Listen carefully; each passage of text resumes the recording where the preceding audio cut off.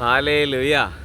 യേശുവേ നന്ദി, യേശുവേ ആരാധന. എൻ്റെ പ്രിയപ്പെട്ട സഹോദരങ്ങളെ, ആത്മാവിൻ്റെ ദൂത് എന്ന ശുശ്രൂഷയിലേക്ക് യേശുവിൻ്റെ നാമത്തിൽ നിങ്ങളെല്ലാവരെയും സ്നേഹപൂർവ്വം ഞാൻ സ്വാഗതം ചെയ്യുന്നു. ഒരുമിച്ച് പറഞ്ഞേ ഹല്ലേലൂയ. ഇന്ന് ഈ വീഡിയോ എടുക്കുന്ന ലൊക്കേഷനൊക്കെ നിങ്ങൾക്ക് ഇഷ്ടപ്പെടുന്നുണ്ടോ? ഈ വീഡിയോ എടുക്കുന്ന ലൊക്കേഷനൊക്കെ ഇഷ്ടപ്പെട്ടാൽ നിങ്ങൾ കമൻറ്റ് കൊണ്ടൊക്കെ ഒന്ന് സപ്പോർട്ട് ചെയ്യണം കേട്ടോ. അതുപോലെ ലൈക്കുകൾ ചെയ്യണം, സബ്സ്ക്രൈബ് ചെയ്യണം. നമ്മുടെ ചാനലിലെ കൂടുതൽ ആളുകളിലേക്ക് എത്തിക്കുന്ന നിങ്ങളുടെയും കൂടി ഉത്തരവാദിത്തമാണ് കേട്ടോ. ഇന്ന് നമ്മളൊരു സ്വർഗസ്നായ പിതാവിൻ്റെ പ്രാർത്ഥന ചൊല്ലുന്നത്. ചില ആളുകൾ പറയാറുണ്ട്, ഒരു കാരണവുമില്ലാതെ അവരെന്നെ വെറുക്കുകയാണ് ബ്രദറെ, അല്ലെങ്കിൽ അവർ എന്നോട് മിണ്ടുന്നില്ല, നല്ലപോലെ സന്തോഷിച്ച് സ്നേഹത്തോടെ സംസാരിച്ചിരുന്നതാണ്, പക്ഷേ പെട്ടെന്നൊരു നിമിഷം അവരെല്ലാം മാറിപ്പോകുന്നു. ഇപ്പോൾ വചനത്തിൽ തന്നെ അങ്ങനെയുള്ള ഒരു കാഴ്ചപ്പാടുണ്ട് കേട്ടോ. എന്തായാലും നമ്മളിങ്ങനെ കാരണമില്ലാതെ വെറുക്കുന്നവർ, അല്ലെങ്കിൽ നല്ല സ്നേഹിതരായിരുന്നു പെട്ടെന്ന് മിണ്ടാതിരിക്കുന്നു, അങ്ങനെയൊക്കെ ഉള്ളവർക്ക് വേണ്ടിയിട്ട് നമുക്കൊരു സ്വർഗസ്നായ പിതാവിൻ്റെ പ്രാർത്ഥന ചൊല്ലി ഈശോയോട് പ്രാർത്ഥിക്കാം അല്ലേ.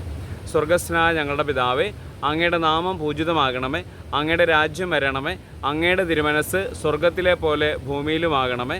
അന്നന്ന് വേണ്ടുന്ന ആഹാരം ഇന്ന് ഞങ്ങൾക്ക് തരണമേ. ഞങ്ങളോട് തെറ്റ് ചെയ്യുന്നവരോട് ഞങ്ങൾ ക്ഷമിക്കുന്നത് പോലെ ഞങ്ങളുടെ തെറ്റുകൾ ഞങ്ങളോടും ക്ഷമിക്കണമേ. ഞങ്ങളെ പ്രലോഭനങ്ങൾ ഉൾപ്പെടുത്തരുതേ, തിന്മയെന്ന് ഞങ്ങളെ രക്ഷിച്ചുകൊള്ളണമേ. ഹല്ലേലൂയ.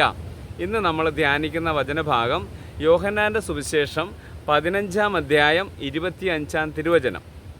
അവർ കാരണം കൂടാതെ എന്നെ വെറുത്തു എന്ന് അവരുടെ നിയമത്തിൽ എഴുതപ്പെട്ടിരിക്കുന്ന വചനം പൂർത്തിയാകാനാണ് ഇത് സംഭവിച്ചത്. ഹല്ലേലൂയ. വചനം പറയുകയാണ്, അവർ കാരണം കൂടാതെ എന്നെ വെറുത്തു എന്ന് അവരുടെ നിയമത്തിൽ എഴുതപ്പെട്ടിരിക്കുന്ന വചനം പൂർത്തിയാകാനാണ് ഇത് സംഭവിച്ചത് അല്ലേ. അതിൻ്റെ പശ്ചാത്തലമൊക്കെ നമുക്കറിയാം അല്ലേ. ലോകം നിങ്ങളെ വെറുക്കുമെന്നൊക്കെ ഈശോ ശിഷ്യന്മാരോട് പറയുന്നുണ്ട്. കാരണം ലോകത്തിൻ്റെ സന്തോഷമല്ല, ദൈവത്തിൻ്റെ സന്തോഷമാണ് എല്ലാവർക്കും വേണ്ടത്. അതുകൊണ്ടാണ് നിങ്ങൾ കർത്താവിന് വേണ്ടി നിലകൊള്ളുമ്പോൾ, യേശുവിന് വേണ്ടി സാക്ഷ്യം പറയുമ്പോൾ, അല്ലെങ്കിൽ സുവിശേഷ വേലക്ക് പോകുമ്പോൾ, അല്ലെങ്കിൽ ഒരു വിശ്വാസത്തിന് വേണ്ടി നിങ്ങൾ നിലനിൽക്കുമ്പോൾ ഒരുപാട് പേരുടെ വെറുപ്പൊക്കെ നമ്മൾ സമ്പാദിക്കേണ്ടി വരും അല്ലേ. അതുകൊണ്ടാണ് ഈശോ പറയുന്നത്, ഇവർ കാരണം കൂടാതെയാണ് വെറുത്തത്. എന്ത് കാരണത്തിൻ്റെ പേരാണ്? സത്യം ഞാൻ പറഞ്ഞതിൻ്റെ പേരിലാണ് അവരെന്നെ വെറുത്തത് അല്ലേ.